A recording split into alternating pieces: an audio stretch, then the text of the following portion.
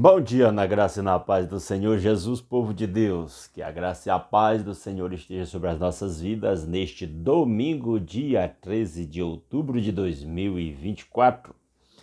Ontem não pudemos ter a nossa leitura, eu gravei o vídeo todo, preparei tudo quando fui testar, estava sem áudio, só a imagem, aí já era meio tarde, eu deixei quieto. Mas hoje estamos de volta aqui para continuar a leitura. E nós vamos ler então Lucas capítulo 20. Se você está com sua Bíblia aí ao seu alcance, já abra em Lucas 20 e acompanhe a leitura da palavra de Deus, que diz: Certo dia, quando Jesus estava ensinando o povo no templo e pregando as boas novas, chegaram-se a ele os chefes dos sacerdotes, os mestres da lei e os líderes religiosos. Jesus ensinando no templo, isso aqui provavelmente já é a última semana de vida de Jesus. E na sua última semana de vida, a maior parte do tempo ele passou no templo, ele entrou triunfalmente em Jerusalém, como nós já lemos no capítulo anterior, no domingo, que se tornou conhecido como Domingo de Ramos. E aí, durante a semana, ele passa o dia no templo ensinando e à noite ele vai para Betânia. A gente vê isso diversas vezes em alguns evangelhos. Vai pousar na casa de Marta, Maria e Lázaro, que alguns especulam que era até parente seu, a Bíblia não o diz. E aqui ele agora, pregando no templo, ele é cercado pelos chefes dos sacerdotes, os mestres da lei e os líderes religiosos. Lucas está dizendo que o cerco está se fechando. São muitas autoridades em torno dele, o observando e procurando algo com que acusá-lo. Verso 2, e lhe perguntaram, com que autoridade estás fazendo estas coisas? Quem te deu esta autoridade? Uma pergunta direta para a qual, se Jesus dissesse, foi Deus que me deu essa autoridade, ele poderia ser acusado de blasfêmia, né? Verso 3, ele respondeu, eu também farei uma pergunta, digam-me, o batismo de João era do céu ou dos homens? Primeiro ensino dessa resposta de Jesus com uma pergunta é nem toda pergunta precisa ser respondida. E às vezes uma pergunta respondida com uma outra pergunta é igualmente eficiente. Jesus vai mostrar aqui que responde a pergunta deles com uma pergunta para a qual a resposta da mesma seria uma confirmação da resposta da pergunta que eles fizeram para Jesus. Então ele perguntou, eu também farei uma pergunta, digam-me, o batismo de João era do céu ou dos homens? Em outras palavras, se eles dissessem, nós vamos ver até o Lucas dizer, explicando o que ficava subentendido nessa pergunta. Verso 5. Eles discutiam entre si, dizendo, se dissermos do céu, ele perguntará, então por que vocês não creram nele? Porque a maioria das autoridades judaicas não creram em João, apesar do povo reconhecer João como uma autoridade espiritual. Mas se dissermos dos homens, todo o povo nos apedrejará, porque convencidos estão de que João era um profeta.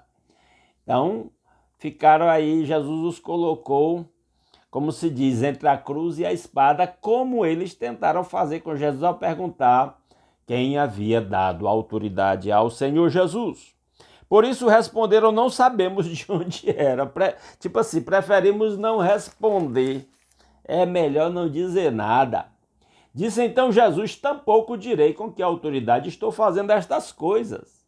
Ou seja, eles tinham que reconhecer que o batismo de João era de Deus, era algo divino, como Jesus reconheceu quando Jesus foi ser batizado por João.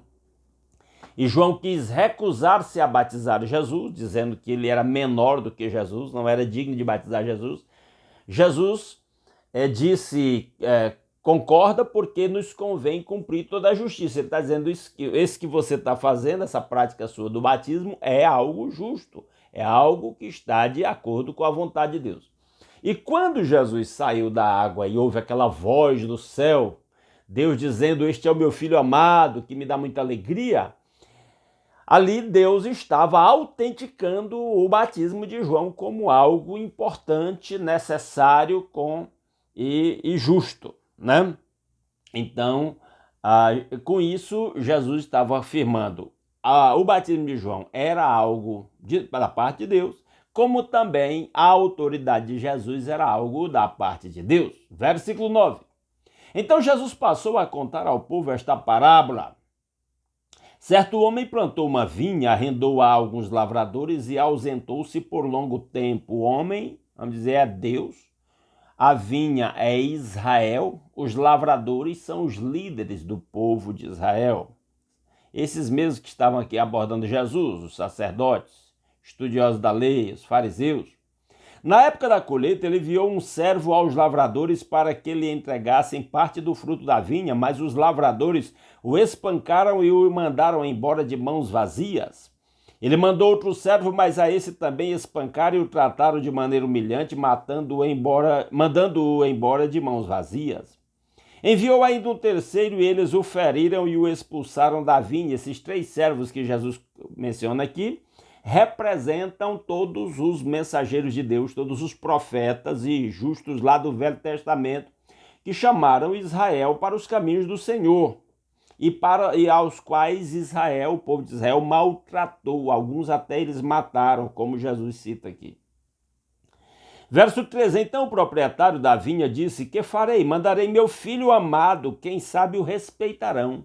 O filho amado é Jesus. Ele está dizendo aqui, Jesus usa essa parábola para dizer que ele é o enviado de Deus para chamar Israel para os caminhos do Senhor. Mas quando os lavradores o viram, combinaram uns com os outros, dizendo: este é o herdeiro, vamos matá-lo e a herança será nossa. Jesus inclui sua própria morte aqui nessa história e colocando a responsabilidade sobre os ombros das autoridades judaicas que, em vez de acolhê-lo, ouvi-lo, o rejeitaram e o condenaram à morte. E dali a pouco isso vai acontecer. Assim lançaram-no fora da vinha e o mataram. Esse fora da vinha é símbolo de Jesus ser morto fora de Jerusalém. Isso é profético também. O que lhes fará então o dono da vinha? O que Deus faz com pessoas tão injustas, más, pecadoras? Virá, matará aqueles lavradores e dará a vinha a outros. Dar a vinha a outros aqui é sinônimo de entregar a missão do reino à igreja. Já que Israel rejeitou Cristo, a missão do reino está conosco, igreja. Nós somos esses outros aqui a quem Deus entregou a vinha. Quando o povo ouviu isso, disse que isso nunca aconteça. O povo ouviu uma história de violência e injustiça e a reação natural é que isso nunca aconteça, sendo que já estava acontecendo.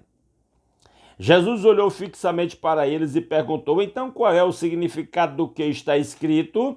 A pedra que os construtores rejeitaram tornou-se a pedra angular. Todo que cair sobre esta pedra será despedaçado e aquele sobre quem ela cair será reduzido a pó. Nós vamos ver que a pedra é Cristo. Aliás, já vimos quando lemos Mateus capítulo 16, especialmente o verso 18. A pedra é Cristo. E aqui, quando ele diz que todo o que cair sobre esta pedra será despedaçado e aquele sobre quem ela cair será reduzido a pó, é uma maneira de dizer, isso é um texto lá do Velho Testamento, é uma maneira de dizer que quando nós somos confrontados com o Evangelho de Cristo, nós não saímos o mesmo mais. Se nós aceitarmos, saímos melhor do que chegamos. Se nós rejeitarmos o Evangelho de Cristo, nós saímos pior do que chegamos. Mas cada vez que o ser humano é confrontado com o Evangelho impacta a sua vida, ou positivamente ou negativamente, para o bem ou para o mal, de acordo com a resposta que a pessoa der ao Evangelho. Verso 19. Os mestres da lei e os chefes dos sacerdotes procuravam uma forma de prendê-lo. Imediatamente, pois perceberam que era contra eles que ele havia contado essa parábola. Eles entenderam a mensagem. Todavia tinham medo do povo, porque o povo reconhecia Cristo. É interessante, essa fala de Lucas aqui, que eles reconheciam o povo, é como se dissesse eles que deveriam reconhecer quem era Cristo. Não reconheciam, se opunham, queriam matar, e o povão, que todo mundo desprezava como ignorante, era quem estava reconhecendo Cristo. Verso 20, pondo-se a vigiá-lo, eles mandaram espiões que se fingiam justos, para apanhar Jesus em alguma coisa que ele dissesse, de forma que o pudesse entregar ao poder e à autoridade do governador. O governador era o representante do Império Romano. Só ele poderia condenar alguém à morte. Os judeus tinham lá certos direitos de exercer algumas leis, mas não condenar alguém à morte sem a aquiescência do representante do Império Romano. Então eles estavam procurando uma oportunidade para... Eles já tinham decidido que iriam matar Jesus. Estavam esperando a oportunidade para entregá-lo ao governador romano e ter algo de que acusá-lo que o condenasse à morte. Assim os espiões lhe perguntaram: mestre, sabemos que falas e ensinas o que é correto e que não mostras parcialidade, mas ensinas o caminho de Deus conforme a verdade. Eles chegaram todos políticos, bajulando Jesus aqui, para pegar Jesus numa armadilha. Verso 22, é certo pagar imposto a César ou não? Esta pergunta, como a pergunta anterior lá, sobre a autoridade de Jesus, é para pegar Jesus numa armadilha, tendo que incriminá-lo. Se Jesus dissesse, é certo pagar imposto a César, os judeus iriam ficar indignados e até apedrejar Jesus, porque os judeus viviam sob o domínio do Império Romano e odiavam os romanos, odiavam os publicanos, que eram judeus que trabalhavam para o Império Romano, cobrando imposto de judeus. E também, e se Jesus dissesse, não é para pagar imposto a César, não, é para agradar os judeus, né? Eles teriam o motivo, então, para acusá-lo diante do Império Romano de rebelião, e aí a condenação seria a morte mesmo. Versículo 23 diz, ele percebeu a astúcia dele. Jesus conhece as pessoas. E lhes disse, mostrem-me um denário, uma moeda do Império Romano, de quem é a imagem e a inscrição que há nele. A moeda do Império Romano tinha uma imagem do imperador. E eles responderam, de César, responderam eles. Ele lhes disse, portanto, deem a César o que é de César e a Deus o que é de Deus. Ou seja, se você tem a imagem de Deus, dedique-se a Deus. Se você tem a imagem do César, ou seja, dedique-se a César. Ou seja, em outras palavras, cumpra seus deveres como cidadão terreno, sem deixar de cumprir os seus deveres como cidadão do reino dos céus. Quando esses interesses não entram em conflito, deve ser cumprido cada um no seu devido lugar.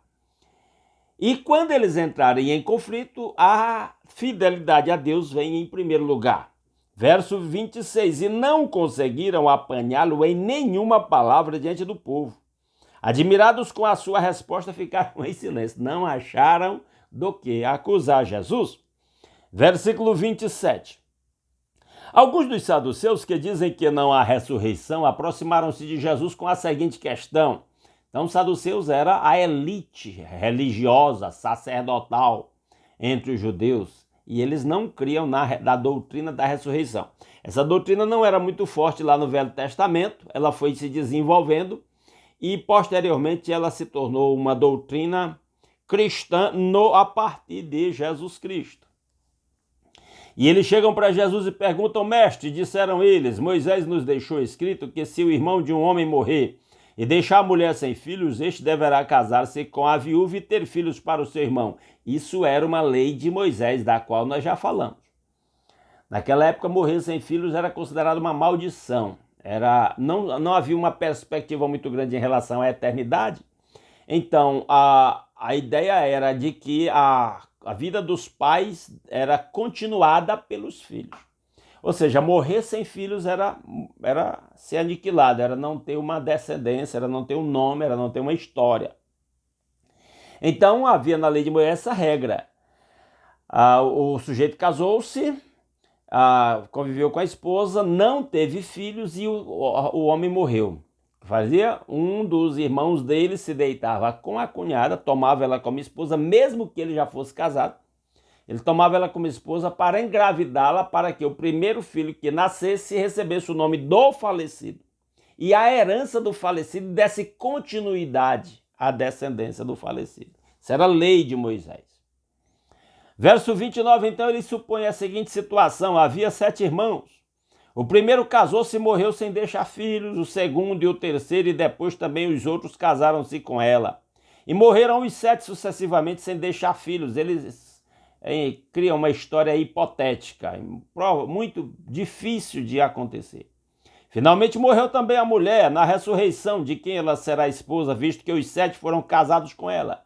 A questão é que eles pensavam, eles não criam na doutrina da ressurreição, porque eles pensavam na ressurreição para uma vida tal qual a que vivemos hoje. Não é esse o propósito da ressurreição. Olha o que Jesus responde, verso 34.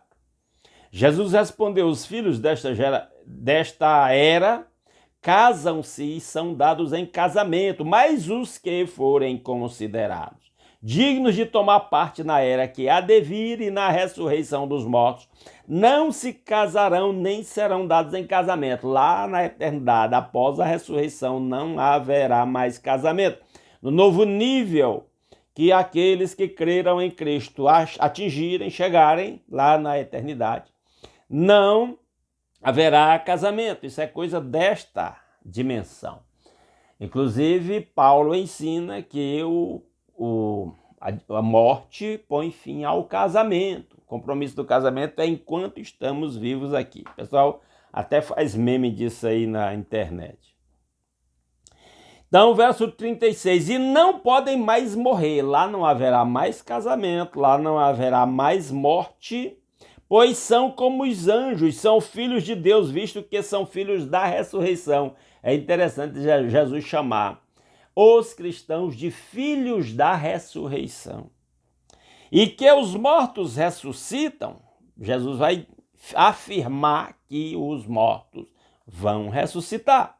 E que os mortos ressuscitam, já Moisés mostrou no relato da sarça, quando ao Senhor ele clama Deus de Abraão, Deus de Isaque, Deus de Jacó. Ele não é Deus de mortos, mas de vivos, pois para ele todos vivem. É interessante o argumento que Jesus usa, que é um argumento que nós não podemos usar. Jesus podia. É de que, e agora nós podemos em cima do que Jesus disse. Ele menciona Moisés falando com Deus lá na sarça ardente, lá no Monte Sinai, isso está descrito em Êxodo capítulo 3.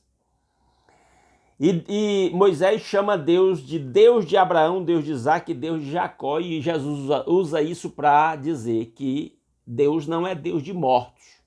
Seria então uma afirmação de que Deus, que Abraão, Isaque e Jacó, aos olhos de Deus estão vivos, ou seja, estão ressuscitados, têm uma vida nova. Verso 39. Alguns dos mestres da lei disseram: respondeste bem, mestre. E ninguém mais ousava fazer-lhe pergunta. Tiveram que concordar com ele e pronto. Não tinham o que fazer. Verso 41. Então Jesus lhes perguntou: como dizem que o Cristo é filho de Davi? Jesus disse: você não tem mais pergunta não, agora sou eu que vou perguntar para vocês. E eles não têm como responder as perguntas de Jesus. Aí Jesus começa com essa questão: como dizem que o Cristo é filho de Davi? E aí, filho aqui é sinônimo de descendente. O próprio Davi afirma no livro dos Salmos: o Senhor disse ao meu Senhor, senta-te à minha direita, até que eu ponha os teus inimigos como estrados para os teus pés. Jesus está citando aqui, tem uma nota de rodapé na minha Bíblia que remete ao Salmo 110, verso 1. Em que, na linguagem lá do Salmo, o escritor Davi chama o Messias de seu Senhor. Sendo que o correto é que o descendente chame o seu ascendente de Senhor. O filho chama o pai de Senhor, não é o pai que chama o filho de Senhor. O filho chama, o neto chama o avô de Senhor, não é o avô que chama o neto de Senhor, e assim sucessivamente. E Senhor aqui é um título de autoridade. Jesus está dizendo que ele tinha autoridade sobre Davi. Verso 44, portanto Davi o chama Senhor. Então, como é que ele pode ser seu filho? E aí Jesus nem aguarda a resposta, e Lucas também não diz, porque eles não tinham como responder isso aqui. Versículo 45, estando todo o povo a ouvi-lo, Jesus disse aos seus discípulos: cuidado com os mestres da lei. Eles fazem questão de andar com roupas especiais e gostam muito de receber saudações nas praças e de ocupar os lugares mais importantes nas sinagogas e os lugares de honra nos banquetes. Cuidado, eram hipócritas, gostavam de pompa. de bajulação. Eles devoram as casas das viúvas e, para disfarçar, fazem longas orações. Esses homens serão punidos com mais rigor. E Jesus está dizendo, não caia nessa armadilha, seja humilde, não procure pompa, bajulação. Amém? Que Deus aplique a sua palavra aos nossos corações.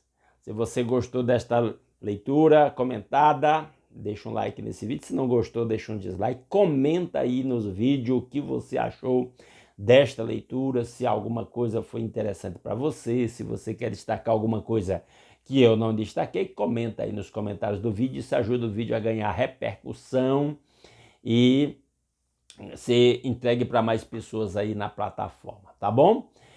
Se você puder, compartilhe aí nos seus grupos de WhatsApp ou outras redes sociais em que você possa compartilhar esse vídeo para ele alcançar mais pessoas. E se alguém é novado por aqui, não está inscrito e gostou do nosso conteúdo e quer continuar acompanhando a leitura de um capítulo da Bíblia diariamente até o final da Bíblia, está convidado a se inscrever no nosso canal. Vamos orar? Nosso Deus e Pai, muito obrigado por mais uma noite que o Senhor nos acrescentou em paz. Obrigado pelo novo dia, obrigado por acordar com saúde. Obrigado por poder começar esse novo dia aqui, meditando na palavra, alimentando o nosso espírito, orando uns pelos outros, meu Pai. Muito obrigado pelo novo dia, nova oportunidade, de novas realizações, de novas experiências, de novos aprendizados. Obrigado pelo domingo, dia que o seu povo voluntariamente consagrou ao culto ao Senhor. Que seja um dia de louvores, de gratidão, de comunhão, de edificação da sua igreja. Que seja um dia de aprendizado, de compartilhamento do povo do Senhor. Ó Deus maravilhoso, muito obrigado pelo lar, pela família, pelo pão de cada dia, pela saúde. Que a bênção do Senhor esteja sobre a vida do seu povo, ó Deus, sobre a vida daqueles que estão saudáveis, preservando a saúde, restaurando a saúde de quem está doente, fazendo milagres a favor do seu povo, ou usando os médicos, os medicamentos, as cirurgias, as internações segundo a vontade do Senhor. Que a bênção do Senhor esteja sobre o nosso lar, que cada casa seja um templo de adoração a Jesus.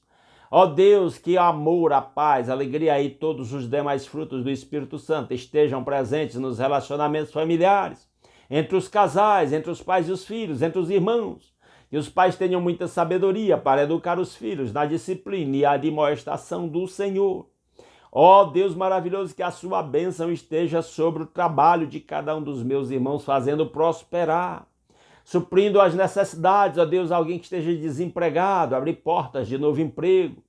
Ó Deus maravilhoso, alguém que esteja endividado, que o Senhor dê soluções financeiras, em nome de Jesus, que o Senhor dê sabedoria a cada um para administrar com muita responsabilidade os recursos que o Senhor tem confiado a cada um, para que vivamos em abundância, em prosperidade, em liberalidade no seu reino. Ó Deus maravilhoso, que a bênção do Senhor esteja sobre as nossas igrejas locais, sobre os pastores em geral e liderança das igrejas em geral. Aviva, renova a fé, a alegria de cada um a cada manhã. Usa os seus servos líderes das suas igrejas para conduzir o seu povo no caminho da santidade, olhando para Jesus, autor e consumador da nossa fé. Que o seu povo que se chama pelo seu nome se humilhe e ore e busque a sua face e se converta dos seus maus caminhos, para que o Senhor ouça do céu, perdoe o nosso pecado e sare a nossa terra. Seja com a obra missionária, faça prosperar o trabalho de cada missionário, proteja os missionários lá onde eles estão, especialmente aqueles que estão em lugares onde é proibido pregar o evangelho, onde suas vidas estão em risco, onde podem ser presos, até mortos, podem ser expulsos do país. Guarda os seus servos, dirige e usa poderosamente. Levanta na sua igreja pessoas para interceder pela obra missionária, Pai. Levanta novos vocacionados, levanta o seu povo para proclamar o evangelho onde cada um está. Levanta novos obreiros, meu Pai, pastores, evangelistas, missionários, novos obreiros para estar na linha de frente da batalha. Tudo isso nós pedimos graças ao nosso Senhor Jesus Cristo, a maior de todas as bênçãos. Seu sacrifício em nosso lugar, o perdão dos nossos pecados, a nossa reconciliação com o Pai, o privilégio de fazer parte do seu povo, do seu corpo e o livre acesso à sua presença. Que a bênção do Senhor esteja sobre o seu povo para que possamos levar a bênção do Senhor por onde quer que nós vá nesse dia e compartilhá-la com todos aqueles que cruzaram o nosso caminho, para que em tudo o nome do Senhor seja glorificado através das nossas vidas. É a nossa petição em nome de Jesus. Amém. Meus amados irmãos, mais uma vez muito obrigado pela sua companhia. Se Deus quiser, amanhã às 5h30 nós estaremos aqui de volta, continuando a leitura da Palavra de Deus. Aguardo vocês. Um grande abraço a todos.